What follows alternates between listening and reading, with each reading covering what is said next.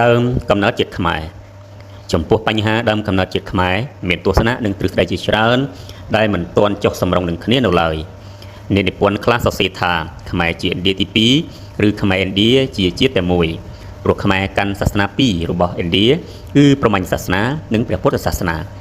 ទំនៀមទម្លាប់ខ្លឹងខ្លះដូចជាពិធីកោជុកពិធីបូជាសពជាដើមនឹងបានប្រើអក្សរសំស្ក្រឹតនិងទំនៀមទម្លាប់ឥណ្ឌាដើម្បីគ្រប់គ្រងស្រុកទេសតាមរបៀបរបបប្រជានិយម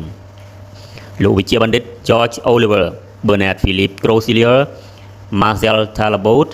ថាខ្មែរជាជាតិពិសេសមួយស្ថិតក្នុងអំបូរខ្មែរមូនហើយជនជាតិនេះបានកើតឡើងនៅលើជ្រោយឥណ្ឌូចិននេះតែម្ដងខុសពីជនជាតិចិនយួនលាវនិងភូមាដែលមានទីលំនៅដើមរបស់ខ្លួននៅស្រុកចិនភាគខាងត្បូងហើយស្ថិតក្នុងអំបូរចិនបុរាណឬម៉ុងហ្គោឡូអ៊ីត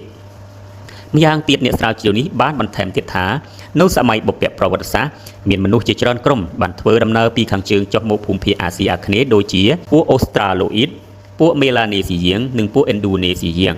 អំបូរខ្មែរមូនបានកើតពីការកាត់ផ្សំរវាងពួកមេឡានេស៊ីយាងនិងពួកឥណ្ឌូនេស៊ីយាងដែលរស់នៅរាយប៉ាយពាសពេញលើផ្ទៃទឹកដីសុវណ្ណភូមិដែលលាតសន្ធឹងពីឥណ្ឌូចិននិងពីជ្រោយម៉ាឡាយូរហូតដល់ព្រំប្រទល់ប្រទេសឥណ្ឌាបើតាមទស្សនៈរបស់លោក Hans Groken Adamat Leckler និងលោក Pierre Guru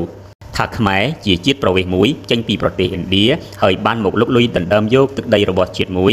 ដែលជាជាតិនៅក្នុងតំបន់ប៉ូម៉ាឡាយូប៉ូលីនេស៊ីយាងប៉ុន្តែជាជាតិមួយដោយឡែកពីជាតិឥណ្ឌាហើយស្ថិតនៅក្នុងអំបូរខ្មែរមូនអ្នកប្រាជ្ញផ្នែកជាតិពន្ទុវិទូ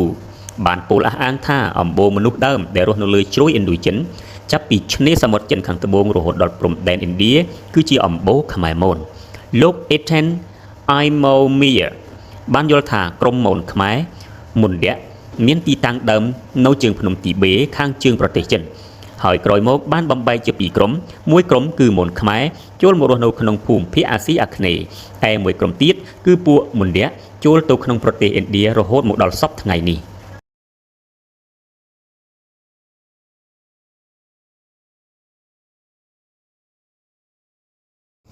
សម័យប្រវត្តិសាស្ត្រប្រទេសកម្ពុជា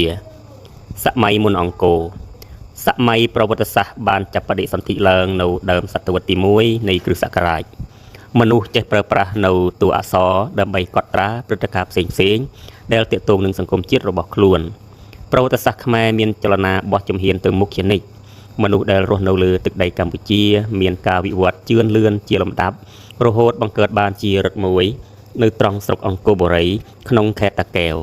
សពថ្ងៃនេះអង្គរបុរីចាត់ទុកជារាជធានីនៃនគរគោកធ្លកហើយដែលនគរគោកធ្លកគ្រប់គ្រងដោយស្ត្រីម្នាក់តាមឯកសារចិនព្រះនាមថាលាវយីចំណែកតាមសិលាចារឹកខ្មែរព្រះនាមសោមាជាមួយនឹងការបង្កើតរដ្ឋដំបូងបង្អស់នេះជនជាតិខ្មែរនៃនគរគោកធ្លកដែលមានជំនឿលើឫទ្ធិអំណាចរបស់ធម្មជាតិក្នុងសម័យនោះក៏បានទទួលស្គាល់នូវសាសនាថ្មីពីរទៀតដែលមានដើមកំណើតនៅឥណ្ឌាគឺព្រហ្មញ្ញសាសនានិងព្រះពុទ្ធសាសនាគួរកត់សម្គាល់ថាសាសនាឥណ្ឌាទាំងពីរនេះបានចាក់ឫសគល់យ៉ាងជ្រៅក្នុងសង្គមខ្មែរហើយคล้ายទៅជាមូលដ្ឋាននៃអរិយធម៌និងវប្បធម៌ខ្មែររហូតមកដល់សព្វថ្ងៃនេះសុវណ្ណភូមិមានន័យថាសុវណ្ណបូកនឹងភូមិសុវណ្ណគឺមាសឯភូមិគឺទឹកដីឬតំបន់ដូច្នេះសុវណ្ណភូមិប្រែថាទីកើតមាសសុវណ្ណភូមិជាឧបទ្វីបស្ថិតក្នុងអាស៊ីអាគ្នេយ៍ដើមហេតុដែលនាំឲ្យជនជាតិឥណ្ឌាមកកាន់សុវណ្ណភូមិក្នុងកាលនោះគឺប្រាថ្នារកមាសជាធំបានជាកើតពាក្យសុវណ្ណភូមិនេះឡើងលើសពីនេះទៅទៀត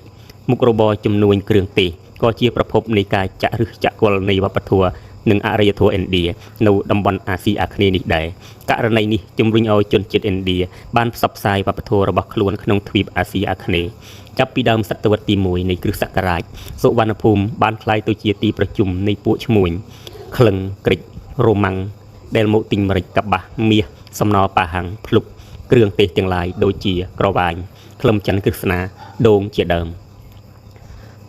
ក្នុងការធ្វើដំណើរឆ្ពោះមកសុវណ្ណភូមិឈ្មួញទាំងអស់នោះត្រូវពឹងពាក់ទៅលើខ្យល់រដូវទាំងស្រុងហើយត្រូវស្នាក់អាស្រ័យជាច្រើនខែក្នុងសុវណ្ណភូមិអាស៊ីអាគ្នេយ៍បើគេមកពីស្រុកឥណ្ឌាគេត្រូវប្រើខ្យល់រដូវនិរដីខ្យល់នេះចាប់ផ្ដើមឡើងពីខែមិថុនាដល់ខែសីហាគេក៏អាចប្រើខ្យល់រដូវអេសានដែលមានចាប់ពីខែវិច្ឆិកាមកដល់ខែមេសាដើម្បីត្រឡប់ទៅស្រុកឥណ្ឌាវិញ